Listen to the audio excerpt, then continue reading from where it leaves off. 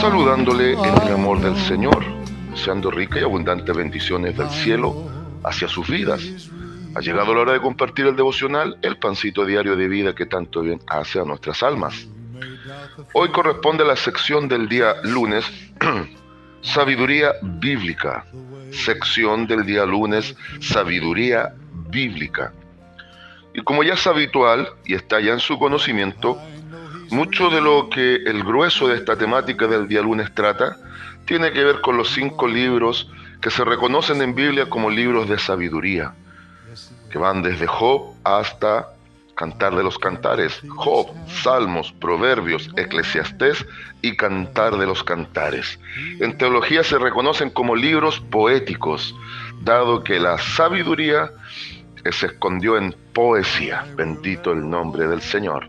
Hoy es el turno del libro de Eclesiastés, o el libro de El Predicador, este que anuncia, que denuncia y que nos enseña su sabiduría respecto de lo que está debajo del sol. Es bien interesante que si hay algo que define este libro es la sabiduría humana, yendo en entendimiento de las cosas divinas.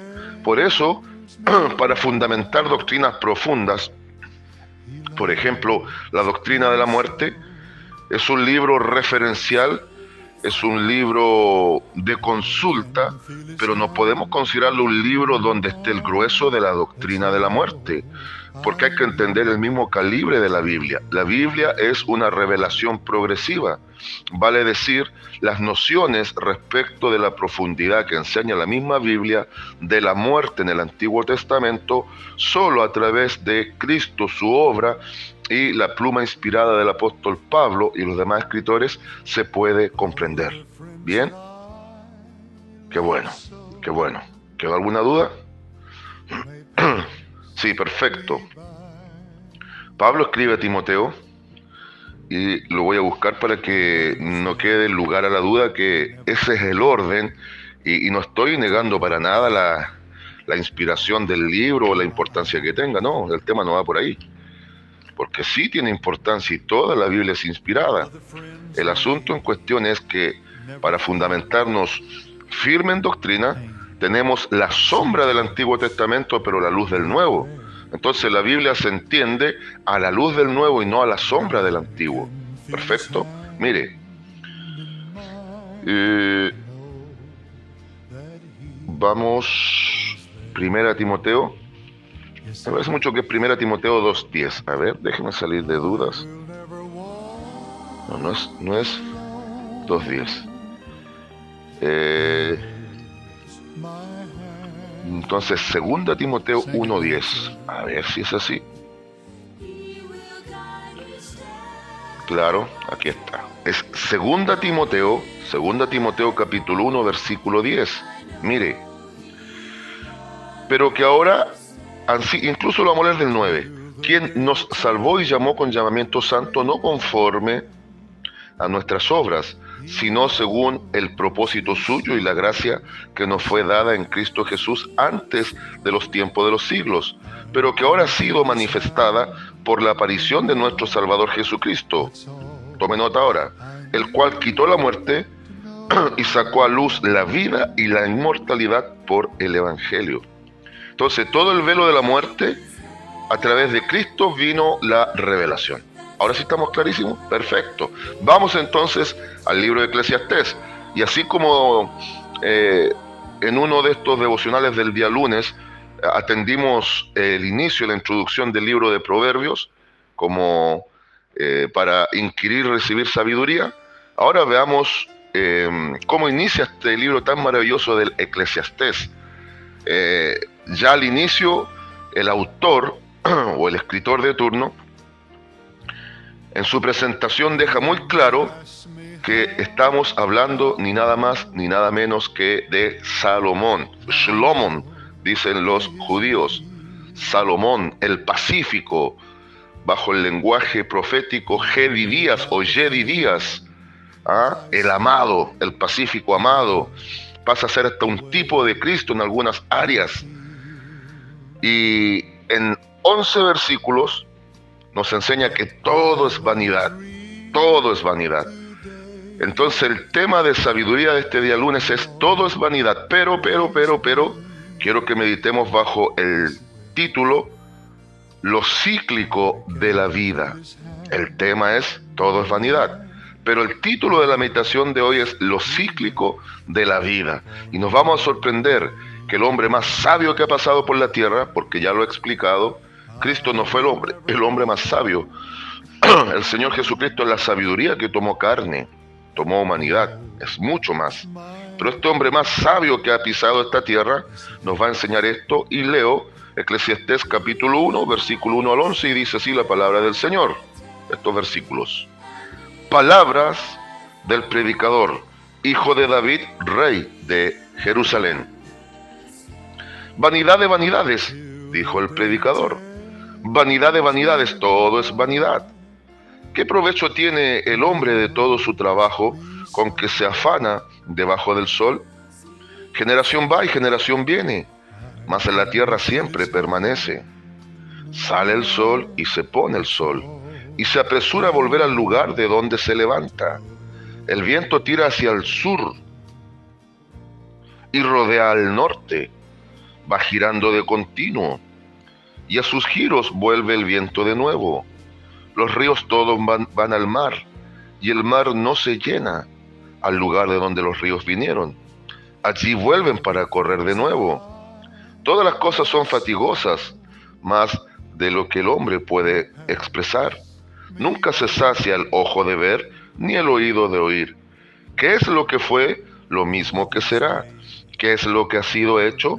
Lo mismo que será. Y nada hay nuevo debajo del sol. ¿Hay algo de que se puede decir, he aquí esto es nuevo? Ya fue en los siglos que nos han precedido. No hay memoria de lo que precedió, ni tampoco de lo que sucederá habrá memoria en los que serán después. Amén. Varias cosas interesantes. La presentación no nos deja lugar a la duda que estamos hablando de Salomón. Y hay tres conceptos claves: la vanidad de la vida, lo cíclico de la vida y lo cíclico de las cosas creadas por Dios. Y si hay algo que delinea todo el libro para poder posicionarnos correctamente en el estudio de él, es que la expresión vi debajo del sol significa que es la sabiduría de un hombre, el hombre más sabio, tratando de entender las profundidades de la sabiduría de Dios, o al menos indagando en la creación y en el creador. No es que Salomón haya sido un filósofo místico, pero en algunos aspectos sí filosofaba de Dios, es decir, no se asuste con la palabra filosofía cuando está correctamente expresada y manifestada. Sabiduría crudamente significa amor por la sabiduría, y si hay un hombre que amó la sabiduría, amó realmente la verdadera filosofía, es Salomón, Sholomón. Filios es amor, Sofía o Sofía con PH en griego hacia el español es sabiduría. Entonces, este hombre amaba la sabiduría y ahora nos enseña sabiduría. Y la clave es vi debajo del sol, es decir, sabiduría humana tratando de entender las cosas divinas.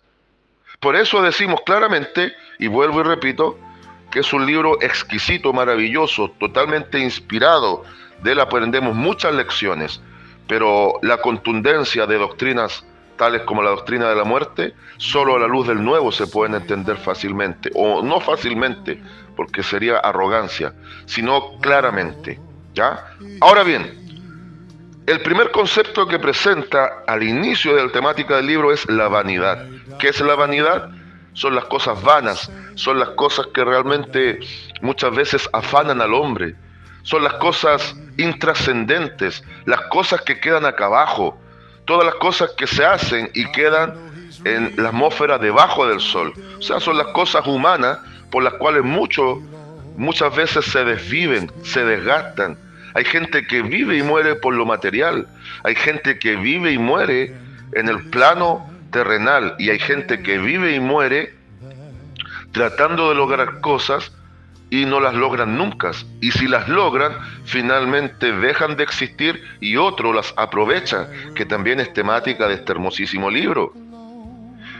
Entonces habla de que a fin de cuentas, si sumamos y restamos, o aplicamos otras operaciones básicas, multiplicamos y dividimos, ya sea lo que hagamos, todo finalmente es vanidad. Y es muy cierto lo que dice. La vanidad está presente en el ser humano. El deseo de demostrarse, el deseo de ser reconocido, el deseo de hacerse un nombre, el deseo de la fama, el deseo del aplauso, el deseo también de hacer muchas cosas y no considerar que muchas de esas cosas no tienen peso en la eternidad.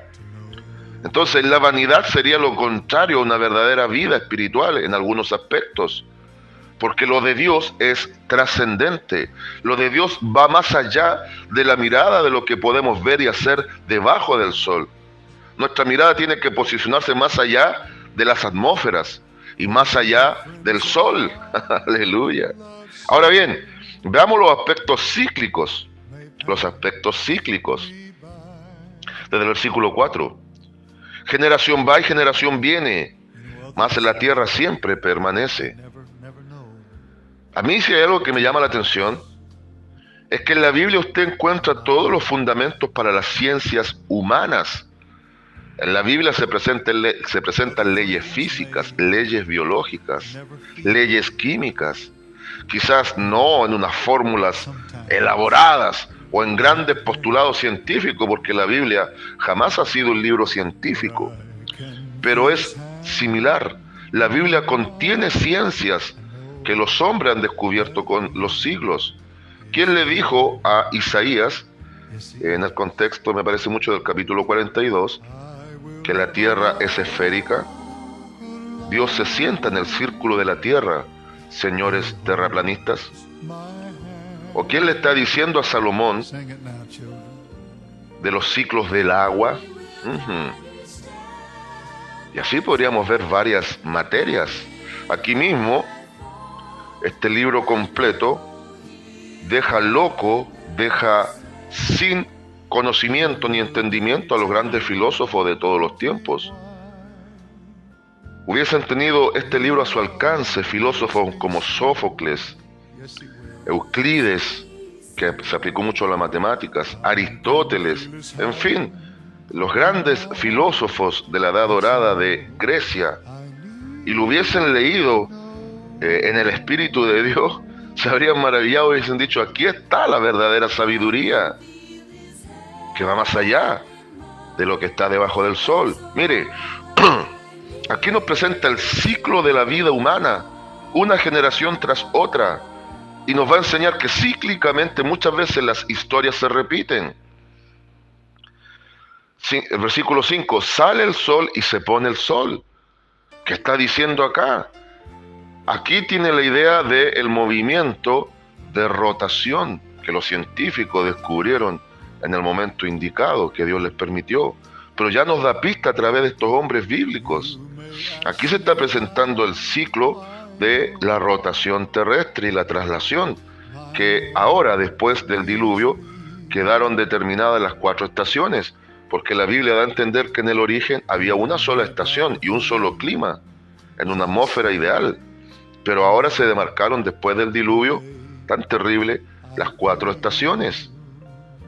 Y obviamente se ha descubierto por la ciencia el giro de rotación que define el día y la noche, y el giro de traslación, la Tierra alrededor del Sol, que va a definir las 4 estaciones.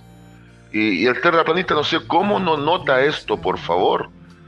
Si viviésemos en una tierra plana, ¿cómo explican las 4 estaciones? Por favor, díganmelo. Díganmelo. Ahora,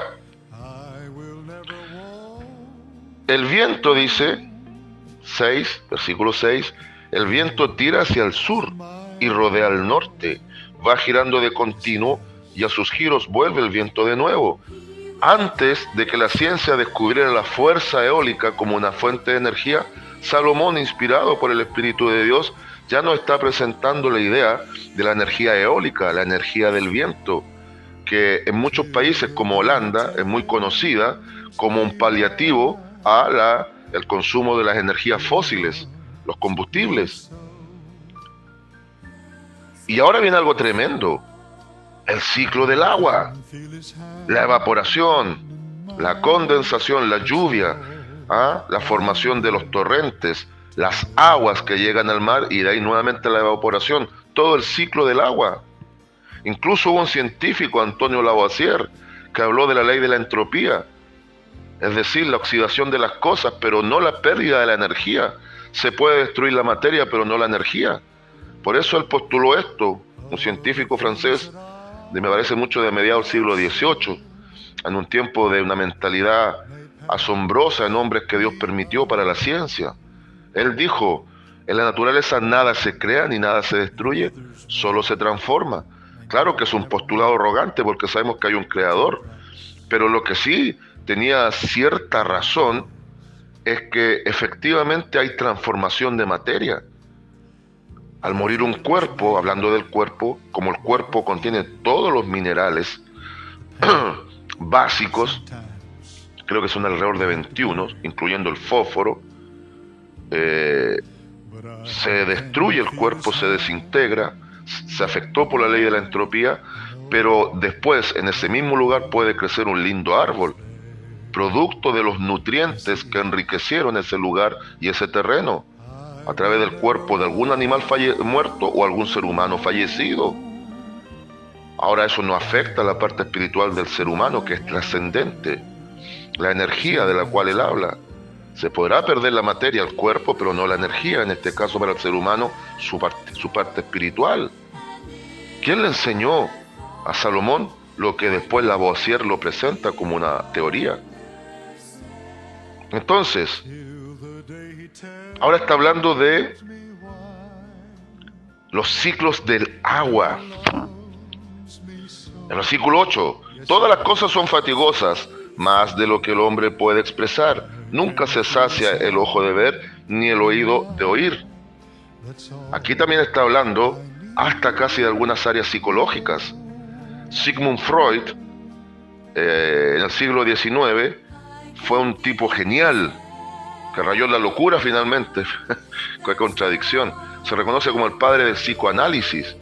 Es la parte de la psicología que tiene que ver con el asunto conductual del ser humano, con todas las fobias, con todos los traumas, con todas las filias, las fijaciones que pueden llevar a los vicios. Gracias a él tenemos la ciencia de la psicología y de la psiquiatría moderna. Y aquí está hablando un poquito de esto. Salomón, el sabio pacífico amado por Dios, nos está hablando de ese afán del hombre, esa vanidad tan torpe que muchas veces lo desgasta, pero no lo llena. Versículo 9, ¿qué es lo que fue? Y aquí está lo cíclico en sí de la vida, de la historia humana.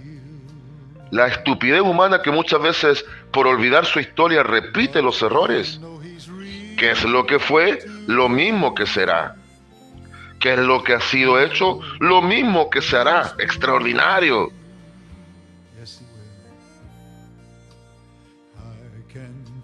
Y mire, y nada hay nuevo debajo del sol. No se olvide, esa es la temática de todo el libro. Sabiduría humana, lo que está debajo del sol.